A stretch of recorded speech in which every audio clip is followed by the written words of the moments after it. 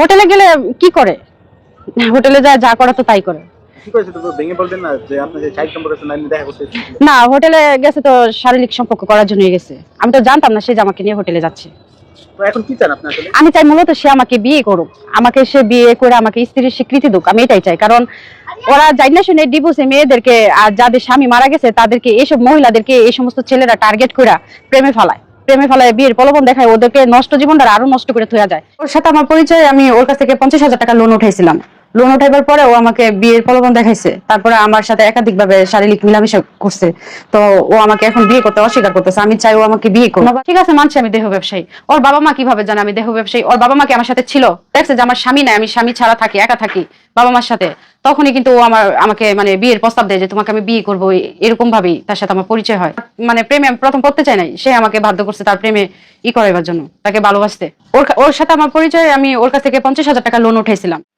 এই মহিলাটা বিশ্বাস করেছিল সেই ম্যানেজারকে, এমনভাবে বিশ্বাস করেছিল সেই ম্যানেজার মানে কিস্তির স্যার যেখানে বলতো সেখানেই যেত। এত পরিমাণ অন্ধের মতো ভালোবাসার কি প্রতিদান পেল সে? তাকে ভোগ করে এখন সেই মেয়েটা রাস্তায় রাস্তায় ঘুরে বেড়াচ্ছে। তার ফ্যামিলি থেকে তাকে বের করে দিয়েছে। তার এখন যাওয়ার মতো জায়গা নাই।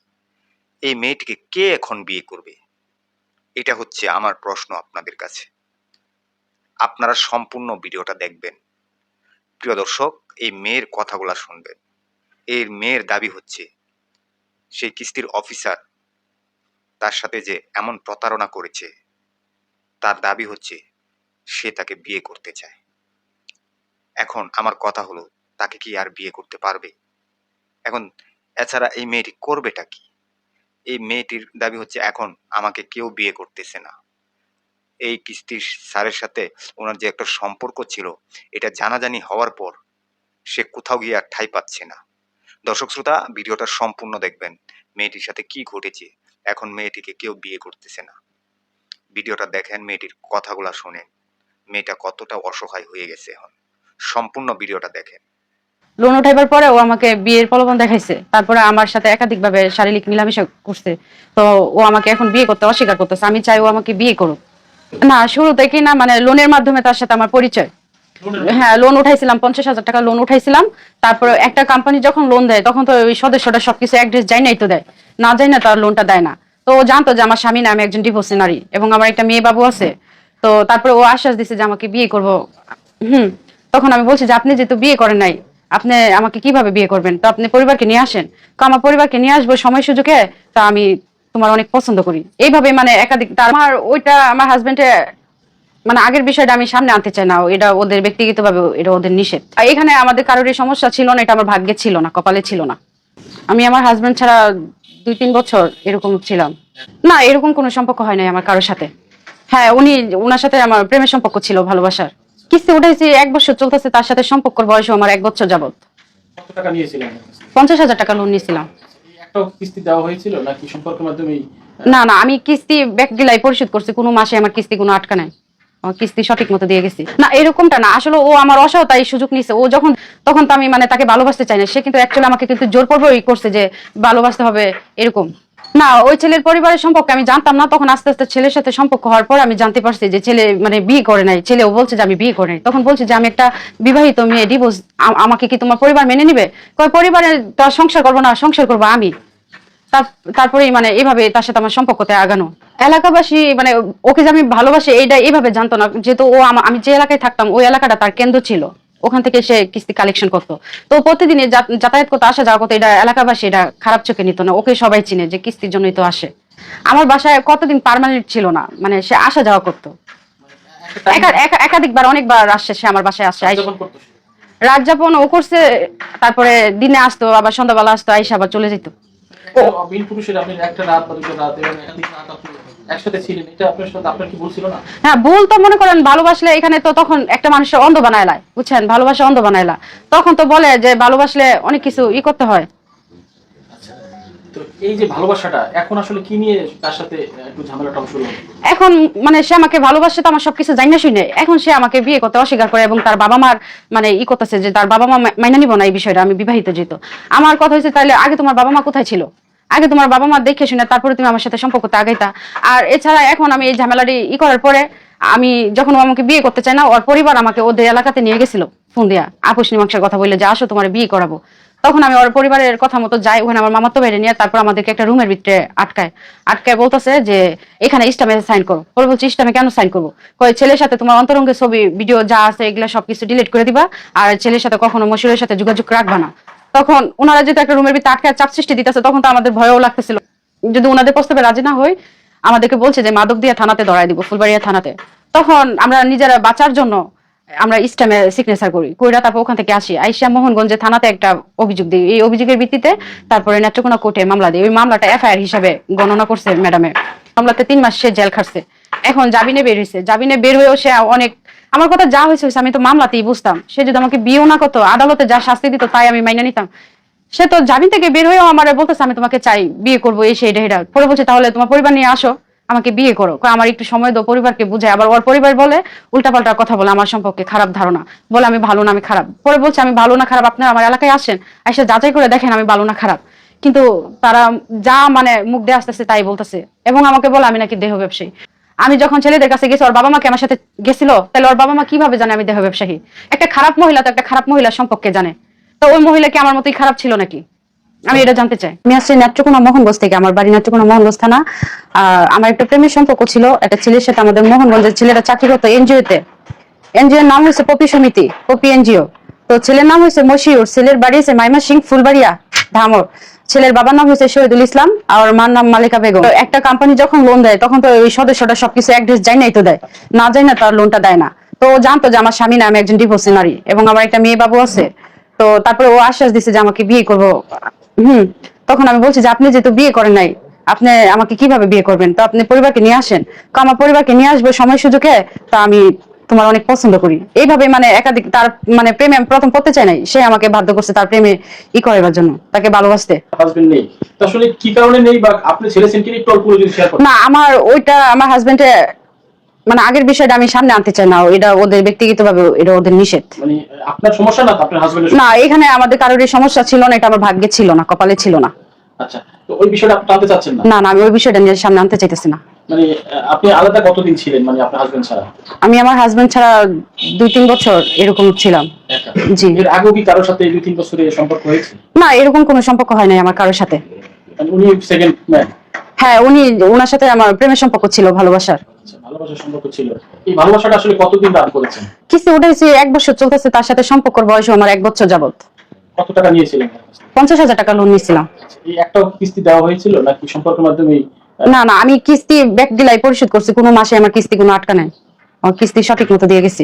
তার সাথে তাহলে কিস্তি ছাড়া তার সাথে একটা সম্পর্ক কি করে করলেন? যে অনেক সময় থাকে না যে টাকা পয়সা না একটু ভালোবাসা সম্পর্ক করে। না এরকমটা না, আসলে ও আমার অসহায়তার এই সুযোগ নিছে। ও যখন দেখছে যে আমার স্বামী নাই, আমি স্বামী ছাড়া থাকি, একা থাকি বাবা মার সাথে, তখনই কিন্তু ও আমাকে মানে বিয়ের প্রস্তাব দেয় যে তোমাকে আমি বিয়ে করবো, এরকম ভাবেই তার সাথে আমার পরিচয় হয়।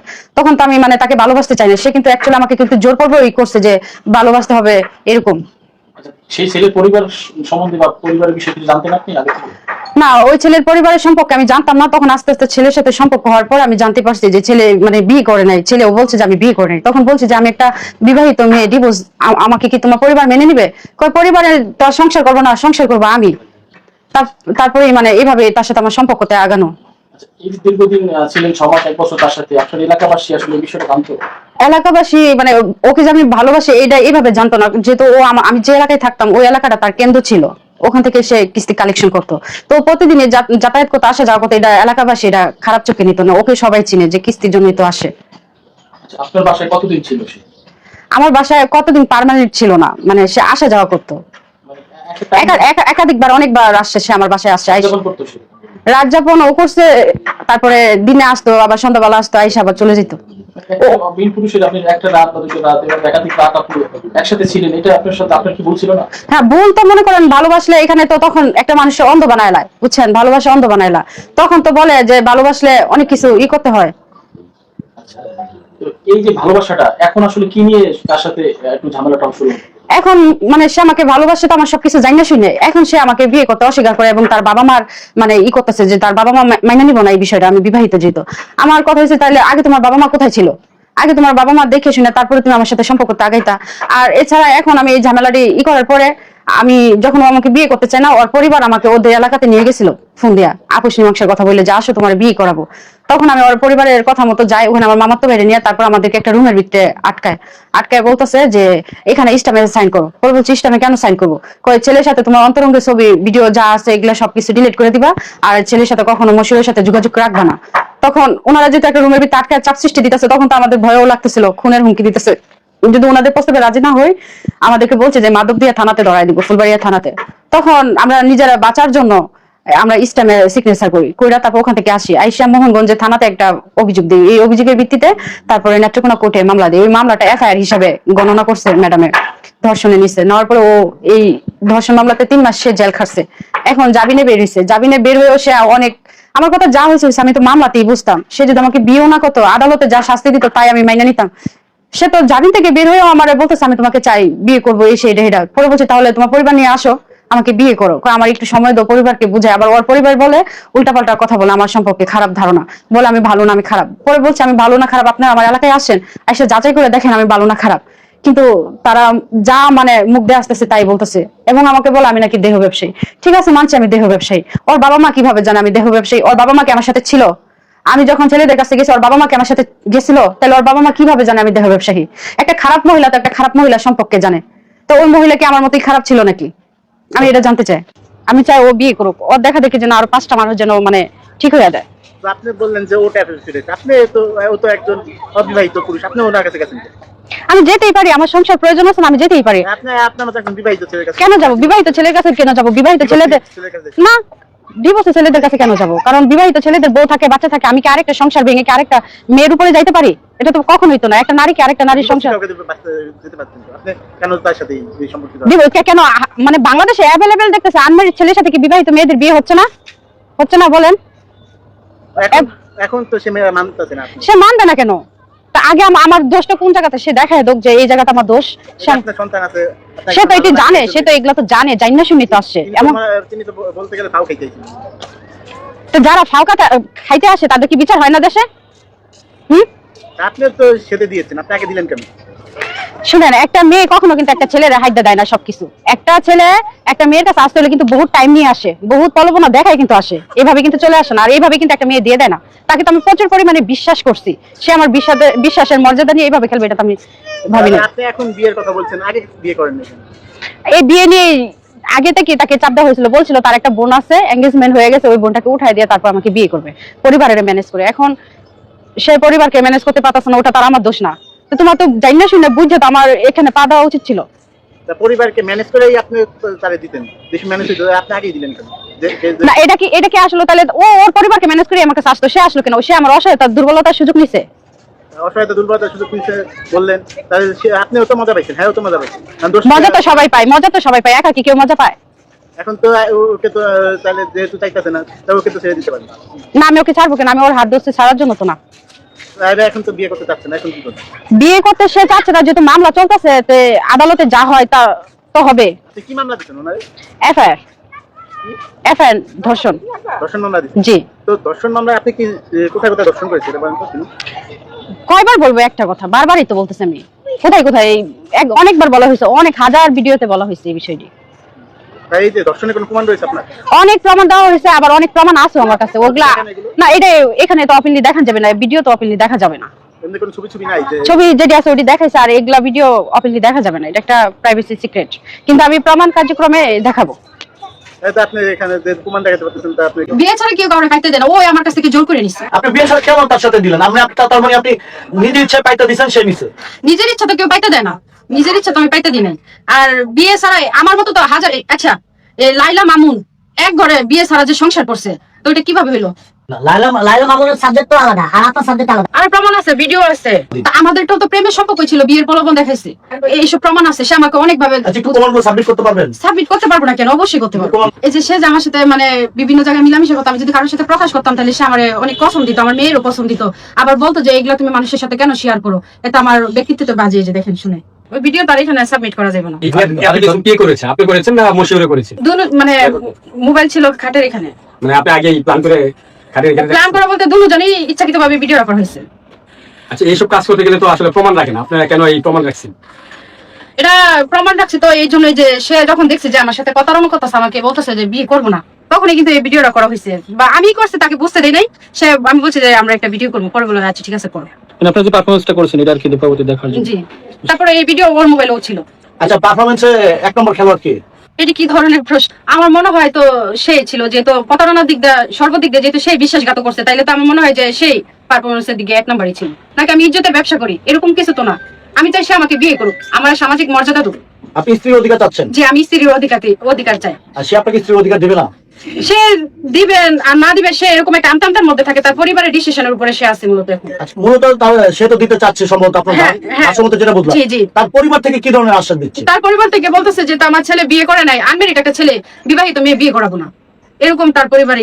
এখন তার ছেলে তো জানিয়ে শুনে বিবাহিত মেয়েদেরকে পছন্দ করছে, তার ছেলের পছন্দ বিবাহিত মেয়ে, এখন তারা চাইলে কি আনমেরিড মেয়ে বিয়ে করাতে পারবো ছেলেরে?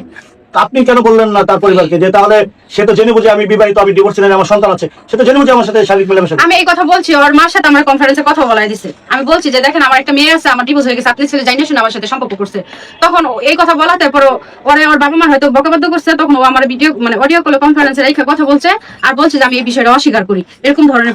দর্শক শ্রোতা, এই যে মেয়েটির কথাগুলো শুনেছেন, তার মনের কষ্টটা কিন্তু মিডিয়ার সামনে প্রকাশ করলেন। এত বিশ্বাসের পরও মানুষ কিভাবে প্রতারণা করে, এটা অবশ্যই কমেন্ট বক্সে কমেন্ট করে জানিয়ে যাবেন। যে ছেলেটা তার সাথে এরকম প্রতারণা করেছে তাকে অবশ্যই আমি মনে করি আইনের আওতায় এনে দ্রুত গ্রেফতার করে তাকে উপযুক্ত শাস্তি দেয়া হোক, যাতে তার শাস্তি দেখে আর কোনো ছেলে যাতে এরকম মেয়েদের সর্বনাশ না করতে পারে। দর্শক শ্রোতা, সেটা আপনারা কি চান অবশ্যই কমেন্ট বক্সে কমেন্ট করে জানাতে ভুলবেন না। ভিডিওটা সর্বোচ্চ পরিমাণ শেয়ার করে সবাইকে দেখার সুযোগ করে দিবেন। সবাই ভালো থাকবেন, সুস্থ থাকবেন। আসসালামু আলাইকুম।